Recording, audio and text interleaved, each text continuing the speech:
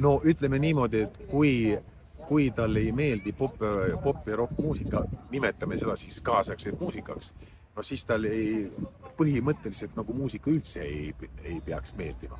Sellepärast, et see on elav muusika, mis on loodud praegu ja sellest mööda minna ja sulgeda silmad Jaanalinnu moodi, et sa ei taju, mis su ümber on ja et sa ei saa aru, et sa elad selles maailmas ja sinu tegevus on üks osa sellest maailmast, siis see on isoleeritud tegevus, millel tegelikult sisulist väärtust ega puudutust inimestele, loominguliste inimestele ja ka ütleme, teistele põlvkondadele sõnumit ei ole.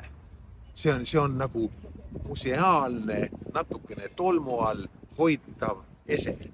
Aga muusika ja kunst on elav asi. See peab puudutama täna, praegu ja homme seda inimest ja seda kõrva ja seda hinge ja seda südant, kes liigub meie ümber.